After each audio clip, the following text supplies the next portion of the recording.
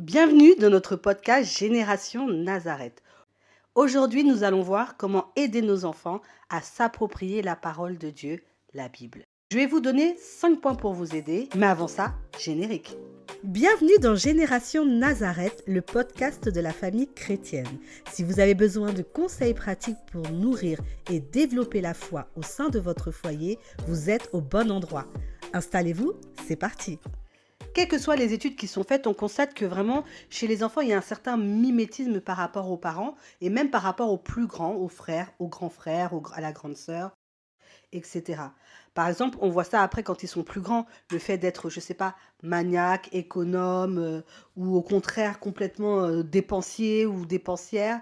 Bah, tout ça, il y a soit des réminiscences par rapport à l'éducation qu'ils ont eue, soit aussi par rapport à l'exemple qu'ils ont pu avoir par rapport à leurs parents. Donc, vous pensez bien que la pratique de la parole par vous-même, c'est-à-dire le fait de vous voir lire la parole, d'avoir une Bible ouverte, ça ne peut que les encourager et les aider à eux-mêmes avoir envie de se plonger dans la parole de Dieu. La première chose à faire, et ça c'est gratuit, c'est hors des 5 conseils, c'est nous-mêmes ouvrir la parole de Dieu. Allez, c'est parti pour la liste de conseils. Premier conseil, leur acheter une Bible, déjà. C'est la base, comme dirait Orelsan le rappeur, basique, simple. Chacun ses références. Donc il en existe de toute façon pour tous les âges. Vous pouvez avoir, comment dirais-je, les petites bibles, ma première Bible, ou il y a même la Bible à 1 euro, mais bon, ça c'est déjà pour des enfants plus grands. Mais vous pouvez avoir des adolescents qui ne sont pas encore familiers avec la parole de Dieu et leur proposer d'acheter cette première petite Bible-là. De mémoire, je crois que la Bible à 1 euro est celle de Louis II. Donc c'est une version protestante, évangélique. Il faudrait donc une autre Bible ou sinon une Bible de Jérusalem. Il y a vraiment beaucoup de choses qui se font. Vous avez des boutiques comme la Procure ou des boutiques je sais qu'il y a une boutique qui est en face de l'église de Notre-Dame des Victoires pour ceux qui sont en région parisienne, qui est Métro Bourse. Donc il y a une petite boutique en face certainement où ils doivent vendre aussi des Bibles. Enfin, je vous fais confiance. Il y a la Fnac aussi. Vous pouvez trouver une petite Bible pour vos enfants. Sur Amazon aussi, j'avais mis une liste récemment avec des recommandations que je vais vous mettre juste en dessous, tiens, de Bibles sur Amazon. Comme ça, vous aurez le choix. Ensuite, en numéro 2, eh bien sûr, il faudrait que la Bible soit comme un ami, quelque chose de familier dans la maison. Et je vous donne un petit tips qui est souvent donné d'ailleurs, c'est d'avoir une Bible ouverte chez soi. Chez nous, la Bible, elle est ouverte au psaume 23. Pour ceux qui ne connaissent pas le psaume 23, c'est un très beau psaume qui est souvent lu dans les films américains. Mais au moment de la mort, bon, on peut aussi lire ce psaume de manière, enfin, du moins pendant la vie. Hein. Donc, ce fameux psaume 23, c'est celui-ci, je vais vous le lire. J'aime bien, il est vraiment magnifique, je trouve. L'Éternel est mon berger, je ne manque de rien. Il me fait reposer dans de verts pâturages. Il me dirige près des eaux paisibles. Il restaure mon âme. Il me conduit dans les sentiers de la vie juste. À cause de son nom, quand je marche dans la vallée de l'ombre de la mort, je ne crains aucun mal, car tu es avec moi. Ta houlette et ton bâton me rassurent. Tu dresses devant moi une table en face de mes adversaires. Tu oins d'huile ma tête et ma coupe déborde. Oui, le bonheur et la grâce m'accompagnent tous les jours de ma vie, et je reviendrai, j'habiterai dans la maison de l'Éternel jusqu'à la fin de mes jours. En général, c'est lu par rapport à l'ombre de la vallée de la mort. Tu m'accompagnes dans l'ombre de la mort. Dans les films, comme je vous disais, c'est souvent pour ce petit passage-là. Mais comme vous le voyez, c'est très actuel aussi. Enfin, voilà, c'est quotidien, moi, je trouve. Et comme j'aime ce passage, je l'ai mis. Mais vous pouvez mettre tout passage qui vous plaît, qui vous parle, ou ouvrir la Bible de manière aléatoire et décider que voilà, chaque jour vous changez, chaque semaine, chaque mois, vous faites comme vous voulez. Pour cette utilisation-là, je vais vous dire, la version n'a pas il n'y a pas de souci. Alors, qu'est-ce que c'est cette problème de version Louis II, etc. C'est que dans la Bible évangélique, il n'y a pas la sagesse, le livre de la sagesse, qui est un très très beau livre. Donc c'est dommage. Donc voilà, pour les études bibliques, en tout cas, vous avez besoin du livre de la sagesse. Mais si vous voulez mettre plusieurs Bibles à travers la maison, dans votre foyer, sur les meubles, etc., voilà, sur les petites commodes, sur les tables de nuit aussi, on peut mettre un verset un psaume sur le sommeil, etc. Bah, c'est pas mal. Ça, c'était mon deuxième conseil. Troisième conseil, et on va l'intituler, je dirais, et la parole fut. La parole, ça, comme on dit, c'est la parole, c'est un mot, ce sont des verbes, comme il est écrit en Jean, et la parole fut, le verbe était. Donc c'est vraiment quelque chose c'est du terme de langage de la communication. Je vois souvent des enfants sur les réseaux sociaux qui prêchent, qui récitent des passages bibliques. On a l'impression que c'est du par cœur. La parole, ça se vit, ça, voilà, ça se communique et ça doit être diffusé naturellement et enseigné vraiment en toute simplicité pour que l'enfant, ensuite, ça devienne quelque chose de naturel, de logique au quotidien dans sa vie. Pourquoi je vous dis ça? Parce que je pense que ce soit sur YouTube, des fois c'est des petits audios, ou sur une petite radio portable, vous pouvez par exemple mettre de la louange. La louange chrétienne, ce sont des chants souvent qui sont inspirés du Saint-Esprit et où vous avez par exemple des versets bibliques qui sont repris, des paroles de bibliques. Et c'est intéressant pour l'enfant d'entendre ça au lieu que ce soit martelé d'autres choses, comme on peut voir dans les musiques, comme on dit, mondaines, donc du monde. Et c'est plus, en tout cas, nourrissant pour leur petit cerveau d'entendre ce genre de choses. Et il y a aussi des comptines chrétiennes qui peuvent être intéressantes à écouter pour l'enfant. En tout cas, ça aide à ce qu'il soit immergé, vraiment ancré dans la parole. Et plus ils sont ancrés dedans, plus elle prend vie en eux, en fait. Il y a beaucoup de choses que je me rends compte, beaucoup de connaissances que j'ai. C'est parce que non seulement, bon, j'ai été catéchisée, oui, je vais à la messe, oui, etc. Je ne vais pas vous mentir, je ne suis pas vraiment assidue à la lecture de la parole et ça, c'est quelque chose sur lequel je travaille. L'étude biblique avec ma fille m'a aidée aussi à pouvoir continuer à lire la Bible. On est un petit peu en retard sur les épisodes, je sais, de Maman Dis-moi. Mais ne vous inquiétez pas, on va revenir. Ça, c'était l'aparté. Je me suis rendu compte que toutes ces petites choses regroupées, le fait d'entendre la parole par là, le fait d'écouter de la louange, le fait d'avoir de la curiosité aussi d'aller chercher, ah, mais pourquoi on dit telle chose dans telle louange, ou pourquoi un tel frère me conseille tel passage, etc.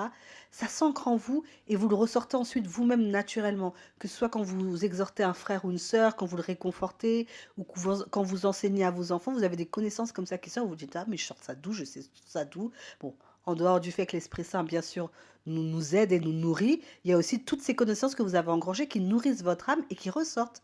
Donc pour les enfants, c'est la même chose. Quatrième point, planifier des temps. C'est comme dans la vie, quand on s'organise pour le ménage, pour le repas, voilà, on se dit, ben, tous les dimanches, je vais, comme on dit, faire du batching, c'est-à-dire que je vais faire plein de plats, je vais les congeler comme ça sera prêt pour la semaine.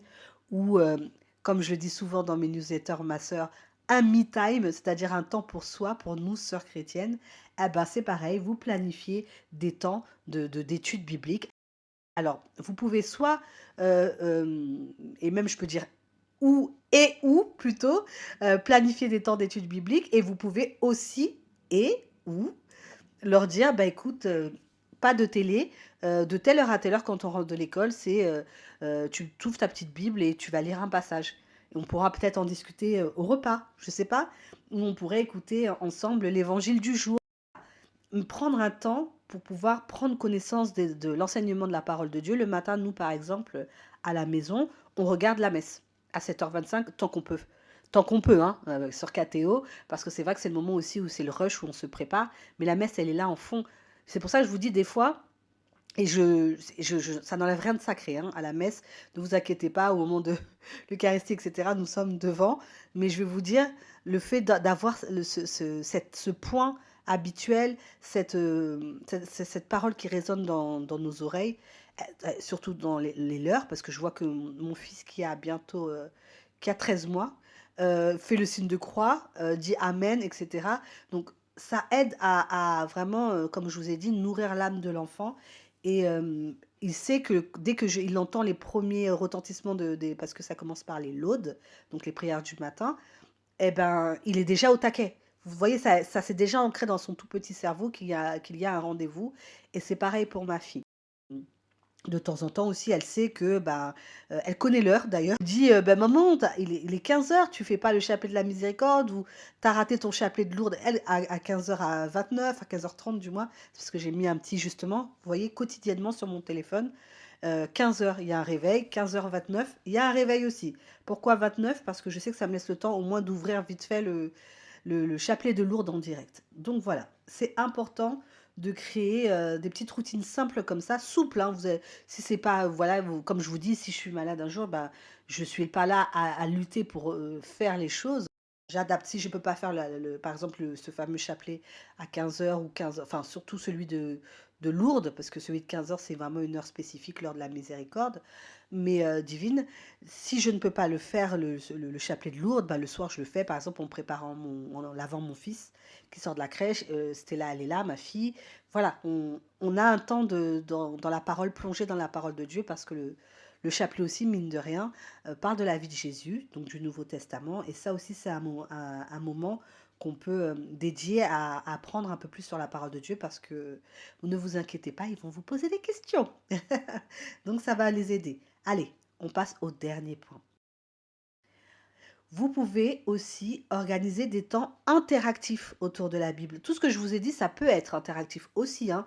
Vous pouvez jouer avec des jeux bibliques autour de, je sais pas moi, des cartes, des coloriages, leur faire des coloriages, des petits bricolages. Par exemple, au moment des grandes fêtes, vous pouvez, je sais pas, créer au lieu du poisson d'avril, faire le poisson chrétien, l'ictus.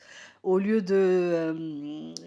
au moment de la Pâque, je sais pas, au lieu de faire des œufs de Pâques dessinés, mais je sais pas, faire un petit, vous savez, un petit caveau avec une petite pierre qui s'ouvre et on voit une petite croix pour montrer que le Seigneur est ressuscité. Il y a plein d'idées, plein de choses intéressantes à faire.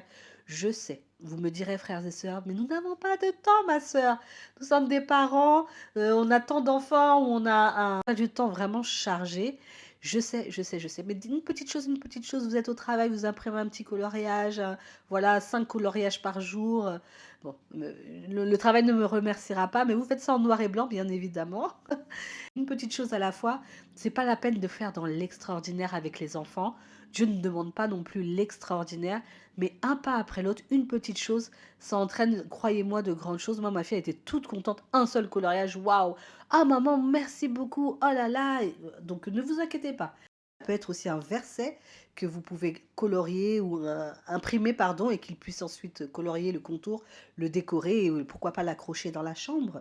Et ça leur permettra aussi de l'avoir sous les yeux quotidiennement, et de pouvoir méditer sur la parole, encore une fois. Soyez créatifs avec vos moyens. S'ils sont petits, ce sera petit. Si vous pouvez faire plus, vous faites plus. Si vous avez, voilà, vous faites comme vous pouvez. Ce que vous aurez à cœur de faire, Dieu va vous bénir et l'Esprit Saint va multiplier ce que vous avez envie de faire. Il vous donnera toutes les idées nécessaires. Il faut juste que vous ayez cette impulsion de vous dire j'ai envie de, et vous inquiétez pas, tout le reste viendra derrière. Et enfin, pour finir, et ça n'a rien à voir avec les 5 points, ne vraiment ne vous empêchez pas de mettre vos enfants au catéchisme dès tout petit. Il y a l'éveil à la foi, c'est fait pour ça. Ensuite, après, bon, bien sûr, il y a les groupes communautaires, le scoutisme, l'aumônerie, enfin tout ce qu'il y a pour les jeunes, essayez de les mettre dedans. Vaut mieux que vos enfants soient déjà un pied, même le corps, j'ai envie de dire, dans la parole de Dieu, avec des frères et sœurs qui eux-mêmes suivent le Seigneur, etc., que devant la télé ou dans d'autres types d'activités. Bon, je sais, c'est bien le foot et tout ça, je ne vous dis pas la danse ou toute autre activité sportive, mais pensez à Dieu. Dieu premier. Dieu après donne, comme on va dire, la force pour tout le reste, que ce soit le sport justement, les activités sportives ensuite. Mais s'il voit que vous avez toujours à cœur de le mettre lui en premier avant toute chose et que vous apprenez en plus ces valeurs-là à vos enfants, il ne pourra que vous récompenser parce que son cœur sera comblé de voir que son enfant le met toujours en premier. Et Dieu seul sait que dans ce monde, c'est rare. C'est rare. Moi, je suis catéchiste et je peux vous dire que des fois, les enfants ne sont pas là parce qu'ils ont foot.